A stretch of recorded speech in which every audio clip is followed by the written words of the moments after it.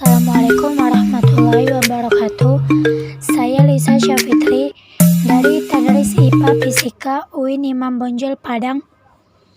Di sini saya akan menjelaskan tentang dasar-dasar genetika. Prinsip dasar pewaris sifat berdasarkan hukum Mendel. Salah satu tokoh peletak prinsip dasar genetika adalah Gregor Johann Mendel, seorang biarawan dan penyelidik tanaman berkebangsaan Australia. Pada tahun 1866, Mendel melaporkan hasil penyelidikannya selama bertahun-tahun atas kacang Ercis atau Capripizum sativum. Untuk mempelajari sifat menurun, Mendel menggunakan kacang Ercis dengan alasan memiliki pasangan sifat yang menyolok, bisa melakukan penyerbukan sendiri, segera menghasilkan turunan, dan umurnya pendek, maupun menghasilkan banyak keturunan dan mudah disilangkan. Tumbuhan, hewan, dan manusia mewarisi dua gen, satu dari setiap induk yang mengendalikan setiap sifat. Ada sifat yang tertutupi dari persilangan dua gen induk tersebut. Penutupan terjadi apabila satu gen dikenal dengan gen dominan, mengalahkan perintah-perintah gen lainnya yang disebut gen resesif. Sifat-sifat resesif hanya muncul ketika dua gen resesif berpasangan bersama-sama. 1. Hukum Mendel. Hukum Mendel 1. Pasangan alel akan berpisah pada saat pembentukan gamet dan masing-masing gamet akan bertemu secara random pada saat pembuahan. Alel dominan disimbolkan dengan huruf kapital, sedangkan alel resesif dengan huruf kecil. Hukum ini dipakai jika menghilangkan dua individu yang memiliki satu karakter atau sifat beda, monohibrid. 2. Hukum Mendel kedua. Pengelompokan gen secara bebas. Hukum ini berlaku ketika pembentukan gamet, di mana gen C alel secara bebas pergi ke masing-masing kutub ketika meiosis. Pembuktian hukum ini dipakai pada dihibrid dan polihibrid, yakni persilangan dari individu yang memiliki dua atau lebih karakter yang berbeda. 2. Struktur dan fungsi kromosom dalam pewarisan sifat. 1. Kromosom terbentuk dari rantai panjang DNA yang dilipat berkali-kali dengan protein histone sedemikian rupa sehingga dapat masuk ke dalam inti sel yang kecil. Struktur kromosom terbagi menjadi beberapa bagian seperti centromer, telomer, dan chromomer. 2. Centromer adalah bagian yang penyempitan pada kromosom yang menghubungkan dua kromosom. Centrosom berbentuk bulat dan berperan penting dalam pembelahan sel. Dilansir dari National Human Genome Research Institute, centromer menjaga keseimbangan saat pembelahan sel, di mana bagian lainnya tidak aktif dan hanya centromer yang aktif.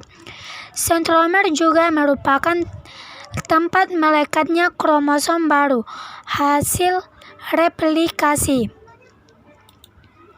Ketiga, telomer adalah bagian yang melindungi ujung kromosom yang melindungi DNA. Tali sepatumu terbuat dari banyak benang yang diuntai menjadi satu. Lalu pada ujung sepatu ada bagian yang melindungi tali sepatu tidak terurai. Ini seperti telomer. 4. Kromomer adalah penebalan pada kromonema yang membedakan satu kromosom dengan kromosom lainnya. 3. Membedakan struktur dan fungsi DNA dan RNA.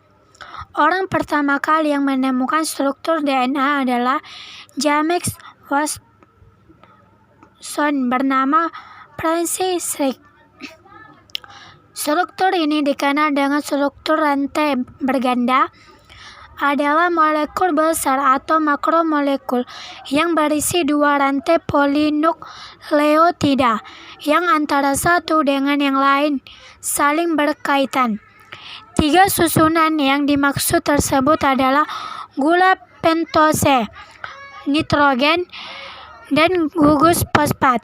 Sedangkan di dalam basa nitrogen sendiri terdapat basa pirimidin dan juga basa purin. Di dalam basa pirimidin ada basa timin dan basa sintosin.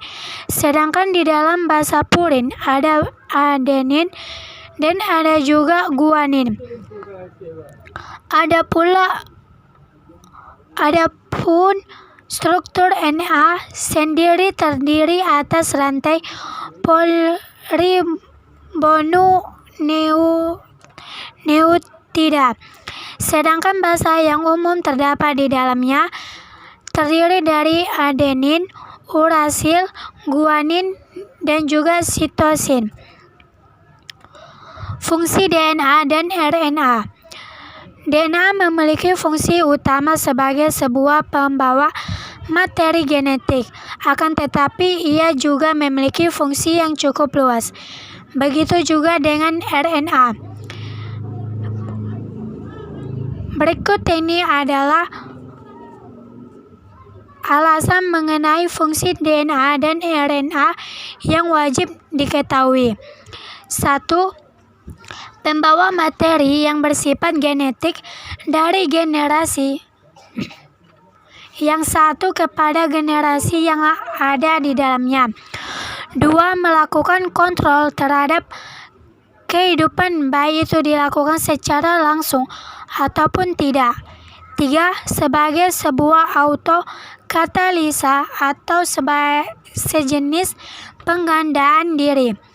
4. Sebagai sebuah heterokatalis atau yang dapat dilakukan sebagai sintesis terhadap senyawa yang lainnya.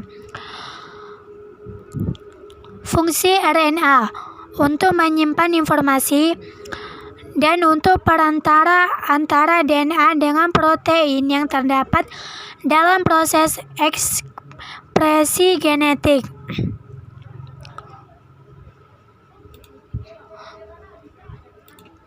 4. Proses sintesis protein dalam sel. Protoplasma kita di bagian manapun dalam tubuh dibina terutama protein. Karakter terdiri dari jaringan, misalnya karakter pigmentasi kulit ditentukan oleh jaringan epitel. Karakter hidung, mancung atau pesek ditentukan oleh jaringan tulang hidung. Pertumbuhan karakter menempuh reaksi-reaksi kimia yang kompleks, sedangkan reaksi kimia itu selalu dilancarkan oleh enzim. Enzim adalah protein. Sintesa protein menentukan karakter karena sintesa protein diatur oleh gen pada DNA.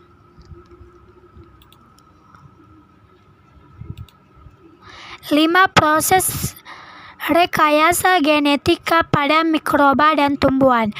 Genetika mikroba adalah bidang subjek dalam mikrobiologi dan reaksi genetika. Genetika mikroba dalam dalam mempelajari mikroorganisme untuk tujuan yang berbeda. Mikroorganisme yang diamati adalah bakteri dan archaea. Beberapa jamur dan protozoa melibatkan studi genotip dan sistem ekspresi. Genotip adalah komposisi yang diwariskan dari satu organisme. Rekayasa genetika adalah bidang kerja dan studi dalam genetika mikroba.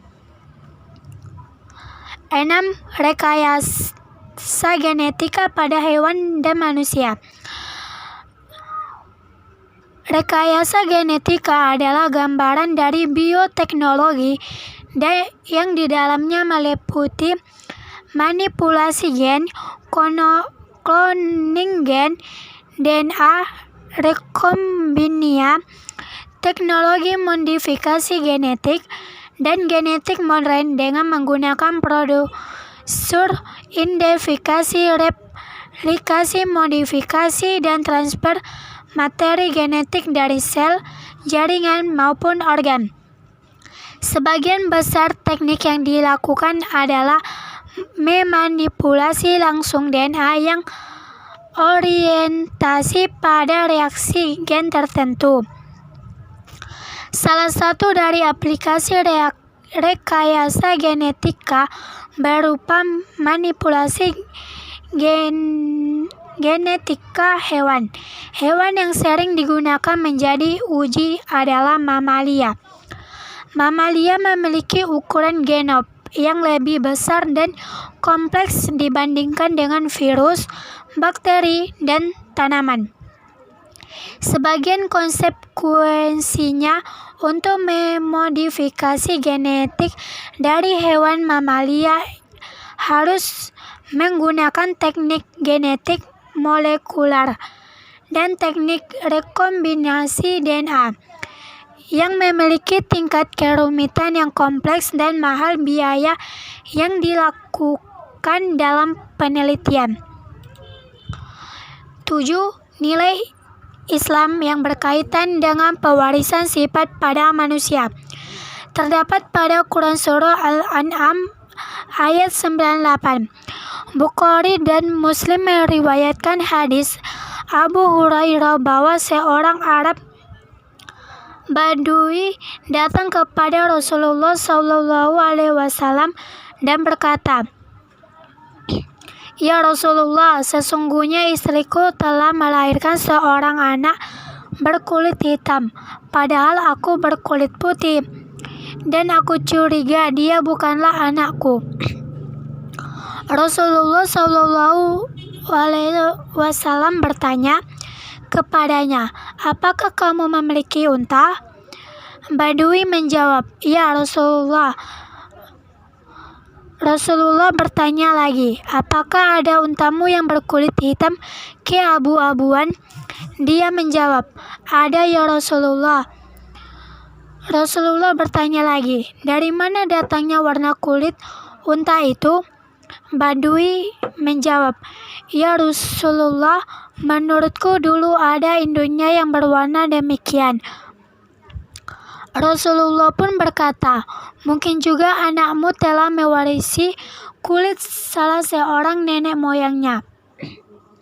Rasulullah tidak membiarkan orang itu menyangkal bahwa anaknya itu adalah anak orang lain. Sekian, terima kasih.